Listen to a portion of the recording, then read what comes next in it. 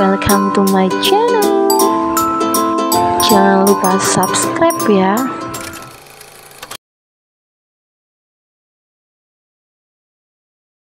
Sepuluh menit menunggu, Flo belum juga keluar dari kafe. Sementara hujan juga belum reda. Berulang kali Brian melongok ke arah pintu kafe, namun yang ditunggunya tak kunjung terlihat. Di dalam kafe, Flo sedang merapikan alat musik. Setelah selesai, ia turun dari panggung, mengecek isi tasnya, memastikan tak ada yang tertinggal. Ternyata charger mobilnya belum masuk ke dalam tas. Ia tadi sempat mengisi baterai ponsel di stop kontak dapur. Flo, Pak Brian kayaknya di depan deh, ucap Aan, salah satu pegawai pria yang diam-diam memperhatikan gerak-gerik bos dan teman kerjanya itu.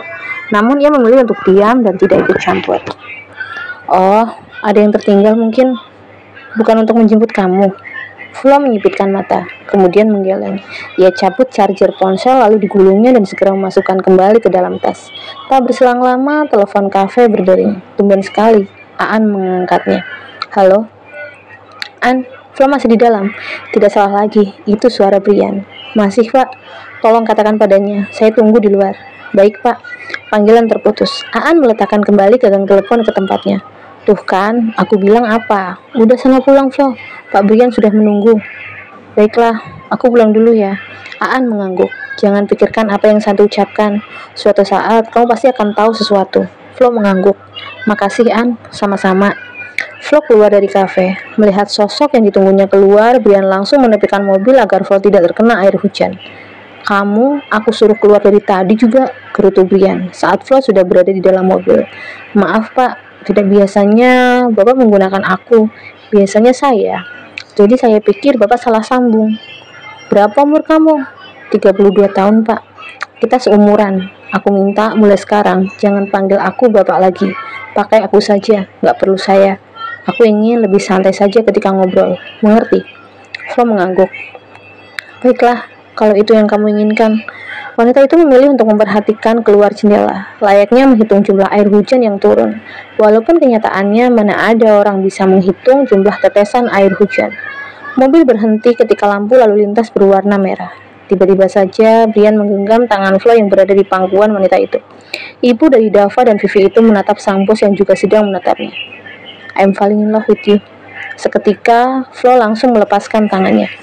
Maaf, Pak. Mungkin Bapak sedang tidak fokus, sedang ada yang Bapak pikirkan. Meskipun Flo sudah diminta untuk beraku kamu, mendengar pernyataan Brian membuatnya berubah pikiran. Kenapa? Bapak sudah memiliki istri, Pak. Mungkin Bapak lupa. Atau tadi Bapak sedang berhalusinasi, membayangkan sedang bersama istri Bapak. Tidak, aku serius dengan apa yang aku ucapkan. Asal kamu tahu, sejak awal kita bertemu, aku sudah tertarik padamu. Hanya saja, aku belum yakin dengan perasaanku. Brian memang tipe orang yang tidak suka ceplas-ceplos. Ia bilang A jika merasakan A, dan mengatakan B jika merasakan B. Semua wajar jika kita sama-sama single. Tapi faktanya, Bapak adalah pria beristri. Saya tidak mau tersandung masalah. Saya juga tidak mau dituduh menjadi orang ketiga. Cinta memang tidak pernah salah. Namun, akan sangat salah jika orang seperti saya mencintai Bapak yang sudah memiliki istri. Flo tidak main-main dengan keinginannya. Iya, dia ingin berubah. Dia tidak ingin lagi jatuh ke dalam lubang yang sama. Apa saja yang sudah kamu tahu tentangku? Suara klakson menginterupsi Brian untuk segera melanjutkan mobilnya. Selain aku adalah pria yang sudah beristri, lanjutnya. Hanya itu, saya tidak ingin mencari tahu lebih banyak. Tujuan saya ke kafe Bapak hanya untuk bekerja. Hanya itu. Di luar itu saya tidak mau tahu dan tidak ingin mencari tahu. Hujan masih saja deras. Padahal jam sudah menunjukkan mulai masuk dini hari. Sampai di kosan Flo, Brian langsung memasukkan mobilnya ke parkiran. Di sini saja, Pak. Istri Bapak pasti sedang menunggu. Bapak pulang saja, ucap Flo mengingatkan. Aku tidak mau. Aku ingin masuk ke kosan kamu. Banyak hal yang ingin aku katakan. Saya lelah, Pak. Ingin istirahat. Kalau kamu mau, besok izin libur tidak apa-apa. Aku tidak akan melarangnya. Entah mengapa, Flo merasa muak. Jalan hidupnya terlalu rumit. Dia tidak pernah merasakan cinta yang tulus dari seorang pria. Selama ini, ia hanya mengemis cinta Devano. Namun mengapa di saat ada pria yang menyatakan cinta padanya, dia adalah pria yang telah beristri? Akankah sejarah terulang? Akankah dia kembali menjadi wanita yang jahat? Wanita yang menyakiti sesamanya? Flo turun dari mobil, begitu juga dengan Brian. Pria itu tidak perlu lagi lapor kepada security, karena sudah ketiga kalinya ia datang. Di dalam lift, keduanya sama-sama diam. Ruangan kotak sempit itu berhenti di lantai 3. Mereka keluar. Flo membuka pintu kamar tanpa menghiraukan keberadaan Brian. Ia masuk ke kamar kosnya. Pria itu mengikuti, lalu menutup pintu. Setelah berada di dalam kamar, Brian langsung memeluk Flo dari belakang. Tangannya melingkari bahu wanita yang sedang menegang di tempatnya. Aku akan jelaskan semuanya, ucap pria yang dagunya tepat berada di atas kepala Flo. Saya tidak butuh penjelasan apapun.